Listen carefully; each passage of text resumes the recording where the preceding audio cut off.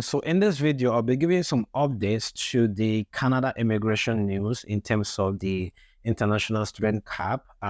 So on the 22nd of January 2022, IRC came up with a bunch of, three major changes, and there were some parts of it that were not really clear. And I think probably they were hearing all of the complaints and the murmuring that people were kind of making all over because some of the things were not clear. So on the 5th of February 2023, IRCC actually tried to clarify some of them, but there are still some gray areas that have not been addressed. So in this video, what I'll try to do is to talk about some of the things that they've actually clarified. So one of the things they've actually mentioned is that on the 22nd of January, okay, now initially they just said on the 22nd of January forward, okay, so they now have given a date to say if you submitted your application before that time, you're good, okay,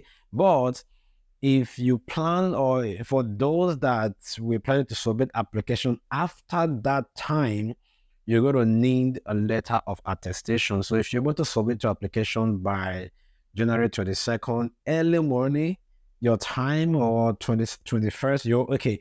You don't need an attestation letter if you submitted your application a few days before that particular decision was made, which is already the first clarification that they've given. Now, the reason why they are giving this attestation letter is to make sure that every student that is given a study permit is accounted for by the province. So if the province is giving like 5,000, let's say 10,000 maximum number of study permits, if that maximum study permit has been exceeded, let's say it was exceeded in November, right? So that particular province will not be able to issue any new attestation letter to new applicants for that year. So which means you probably have to wait till the following year before you apply for your study permit. So this is a way that kind of putting province in charge to actually enforce this cap, because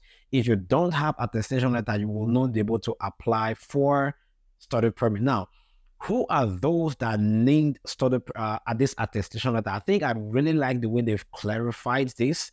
Now, they said that most post-secondary study permit applications or applicants are going to need study permits. Okay, now if you're doing non-degree graduate program, example, postgraduate certificate, postgraduate diploma, post-baccalaureate diploma, you will go to need a provincial attestation letter. So I think this is the area that wasn't clear, because previously they said master's, PhD, and other graduate programs will not need attestation letter. So it was a bit confusing. And initially, I personally thought maybe a graduate program or postgraduate certificate programs are going to be eligible.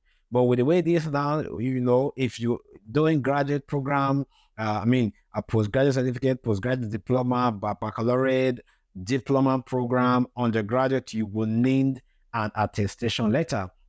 Those people that don't need attestation letter, if you're applying for primary or secondary school, maybe if you have a son or a daughter that is coming with you on a study permit.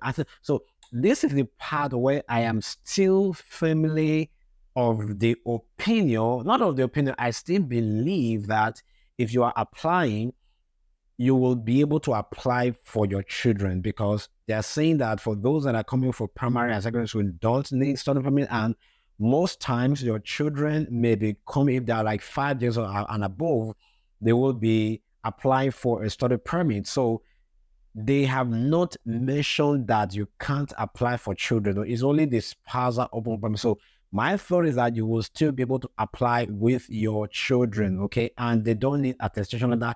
They don't need letter of acceptance. I've talked about that in my previous video, that you can just write a letter of exemption and upload it in a place where they require letter of acceptance, and you should just good. Then masters and PhD students, they don't need acceptance letter. That's already very clear. Visiting students, okay, or exchange students. So visiting students, let's say you are studying in University of California, right? And then you're moving to University of Toronto for like a 6 months program, or or a year, it can even be a year. So you can apply for study permit, but you don't need an attestation letter, okay? So this doesn't apply for anyone in your home country. You just want to exchange, right? If your program offers an exchange and it has kind of relationship with whatever institution in Canada you want to do study permit, yeah, you don't need attestation letter, right? But visiting and being an SHA is not really applicable to all countries. Now, if you are already in Canada and you have a study permit and work permit, okay, so if you're applying to extend your study permit, you don't need an attestation letter. That is good, okay?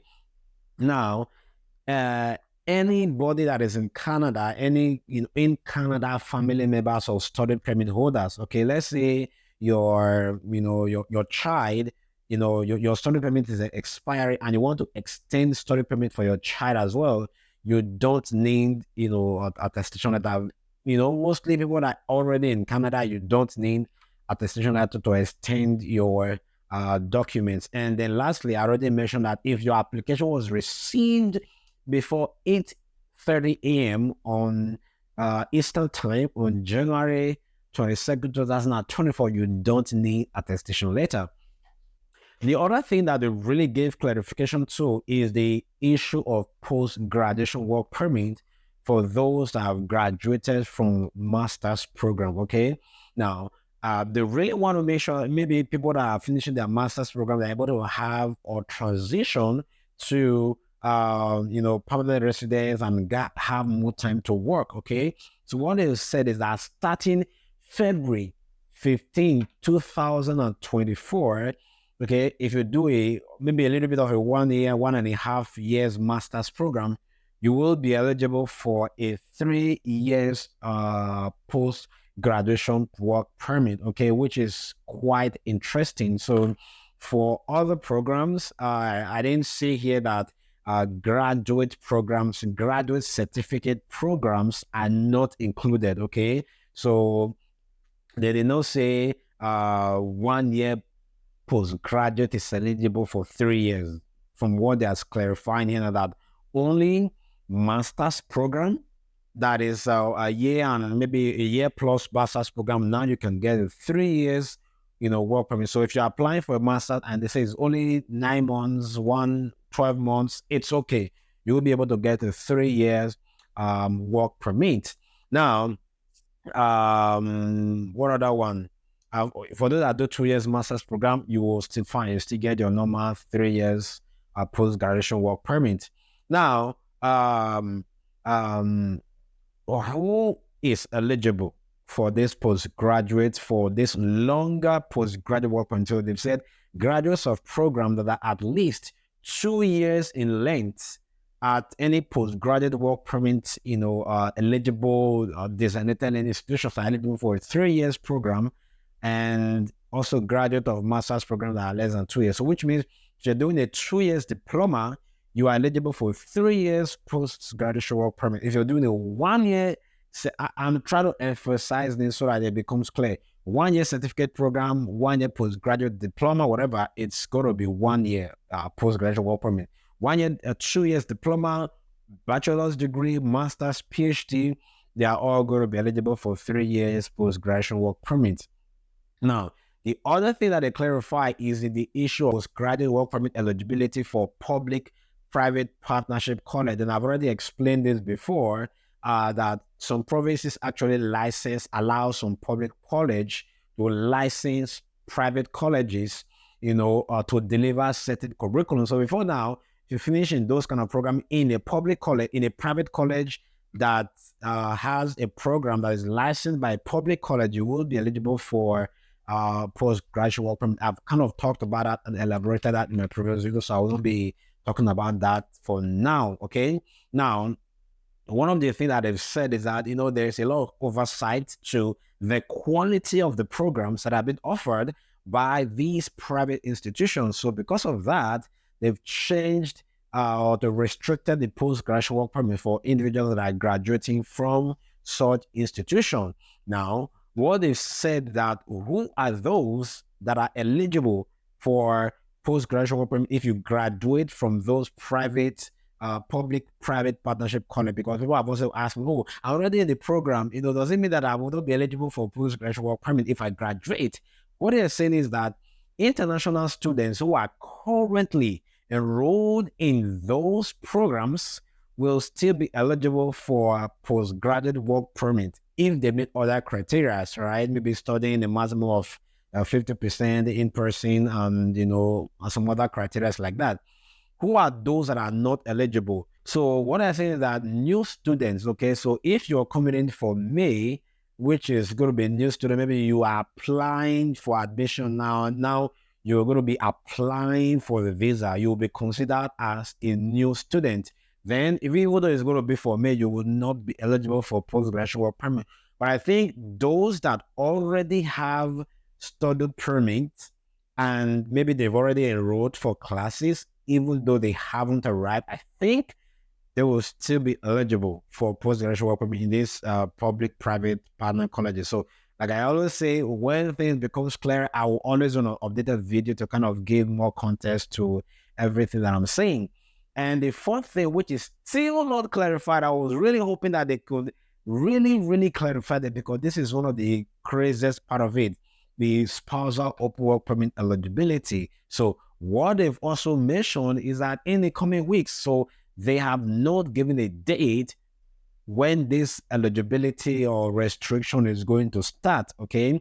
Now, they said, just like we heard before, that only those that are doing master's or PhD or other professional programs will be eligible for spousal work permit, or their spouse, I mean. So I think those professional programs may include medicine and law, right? So any other program, postgraduate diploma in a university is not going to be eligible, okay? Postgraduate certificate, postgraduate diploma is not going to be eligible, okay? And yeah, so if you're doing undergraduate and college programs, postgraduate certificate, postgraduate diploma is not going to be eligible. So in a situation, if you already have study permit approved, okay, even though you have not arrived Canada, I don't think you are not restricted. I think you will still be able to apply for your spouse because you got your study permit before this restriction kind of came in, okay?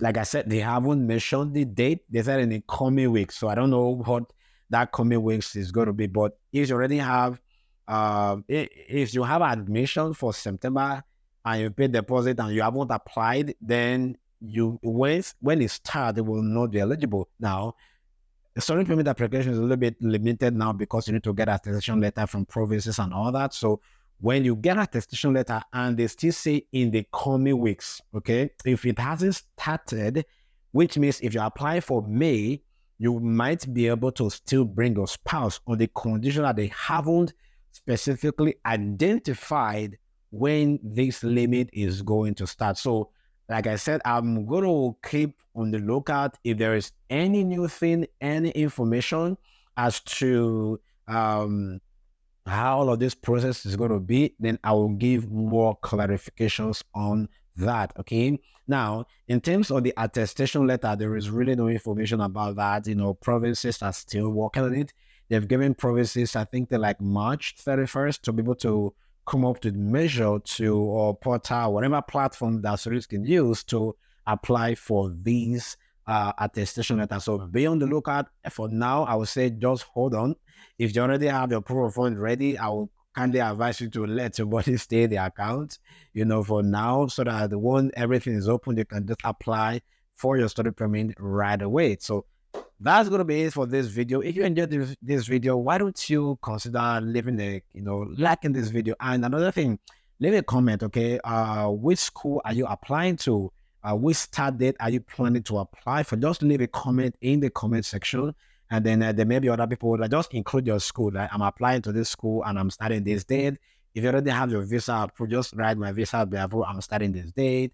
And then let's have a community in the chat section so that most people will be able to learn from stories, and then I can respond to questions or comments based on the information that is being shared by other people. So please don't wait to like this video. If you haven't subscribed, I think you're finding useful content from this channel, and there are a lot of other, hundreds of other videos on the channel. You can learn more and more about how to do your study permit application. And till I meet you again, thank you so much for watching this video. I will see you in the next video. Cheers.